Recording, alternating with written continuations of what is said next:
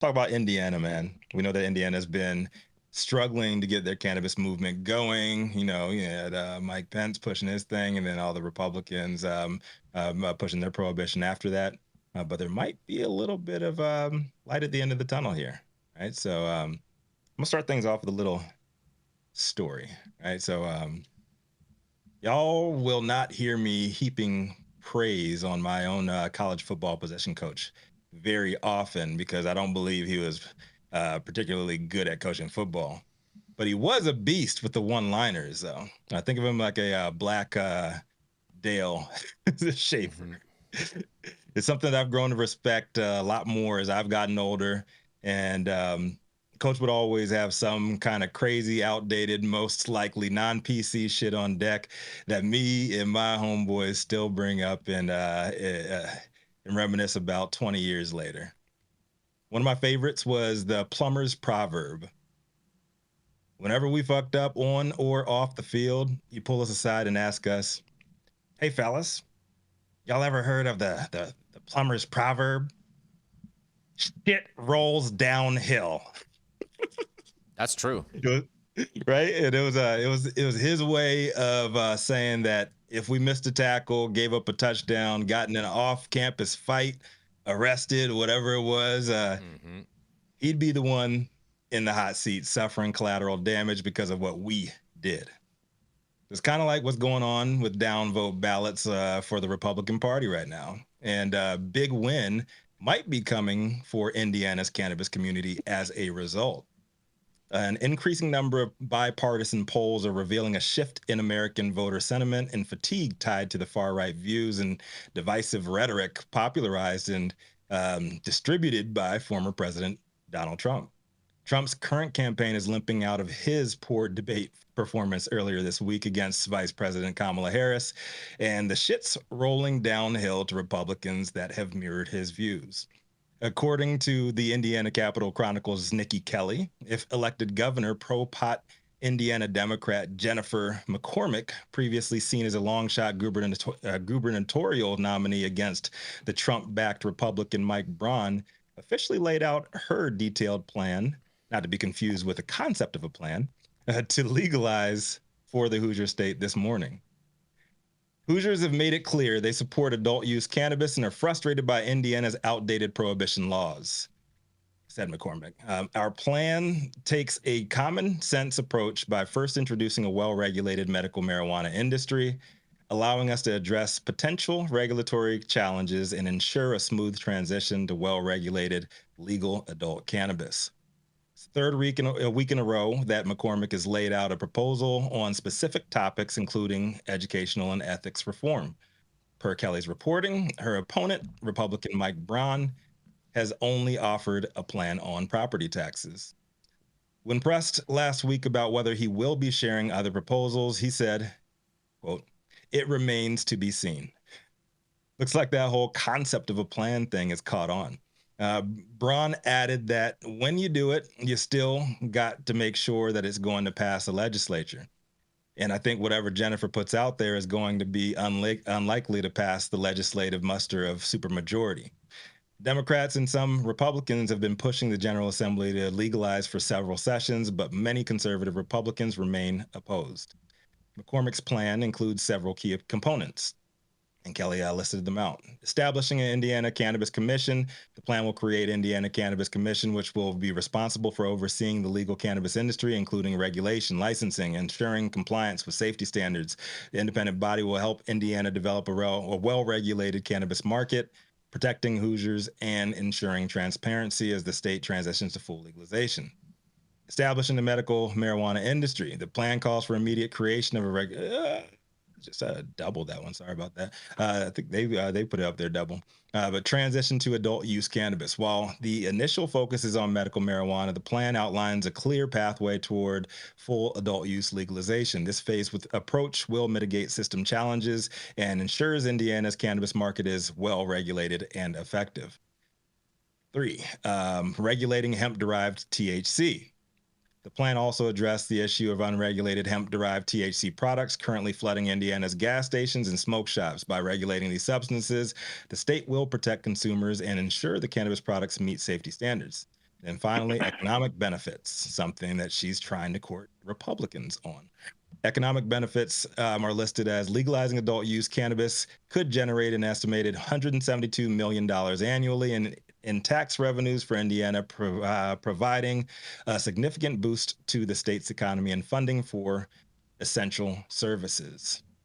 And she ended with this quote. Indiana is an island of prohibition surrounded by states with legal cannabis industries, added McCormick. By taking a responsible, phased approach, we can ensure that our state is prepared for full adult use legalization while immediately providing relief through medical marijuana. 3 of Indiana's 4 neighbors have legalized recreational marijuana: Illinois, Michigan, and Ohio, while Kentucky legalized medical. Current polls have the 2 candidates neck and neck at 36%. A 11-point swing over the past few weeks after Braun has lost voter confidence due to ties to far-right conspiracy theorists. And then he himself complained about the surge for Kamala Harris and Donald Trump's unpopularity being rolling downhill to him. So my question to everybody is Indiana going to turn blue? And are we going to finally see some weed legally very soon in the Hoosier state? I'm Rico Lamitte, the dopest dad on the street for I9 News. What do you guys think? I don't know. It's like a long shot. Yeah, exactly. I'm with you, Rachelle. It's a long shot. I still think it's a long shot too. Yeah, it's a long shot. Indiana's a very, very, very red state. I think so. That was a cute attempt at pandering. I mean, that was cute. That was a pander. Oh, me? No, not you. Oh, okay. The campaign promises. I mean, when you pick a hot button topic that most voters aren't voting on, right, and that you really probably aren't going to do too terribly much about to try to usually entice a population, and that's probably going to be young, black and brown, blah, blah, blah, then I consider that pandering. But it's also politicking, so, but it was a cute attempt. I think the one tie. I'm surprised by your answer on that, Rachelle, because it was a major long shot in Minnesota too. Maybe a little trickeration. Rachelle ain't buying it. She ain't having it. Tell him, Rachelle. Maybe a little trickeration to get them to accidentally legalize too.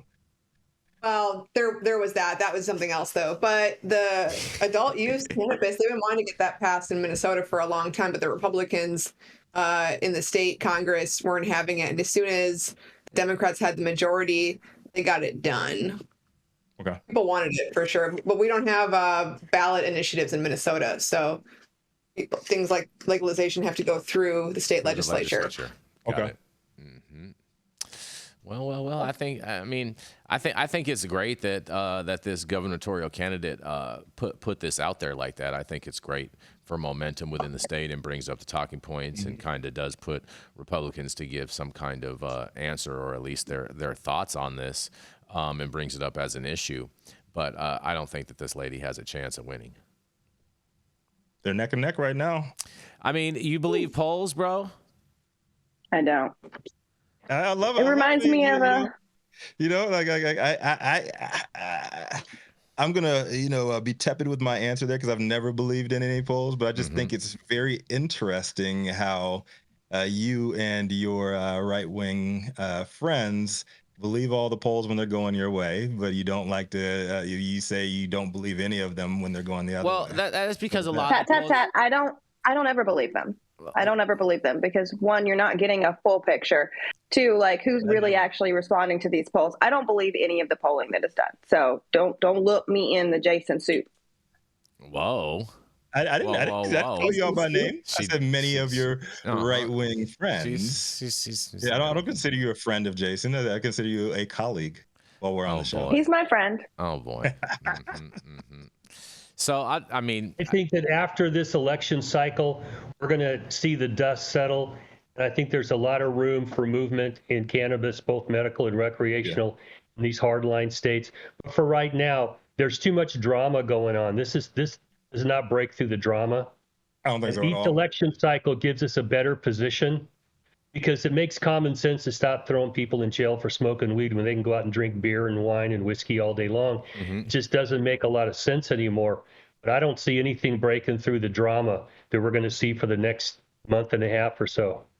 I agree, Dale. Yeah, I agree. No, I think it's very, very interesting times right now. I don't trust none of these numbers. I don't trust nothing nobody says, and half of what I see. And we'll just see what happens in November. And also, too, a lot of these polls get manipulated to enhance not just voter turnout during different times of the election, but also to enhance different fundraising goals.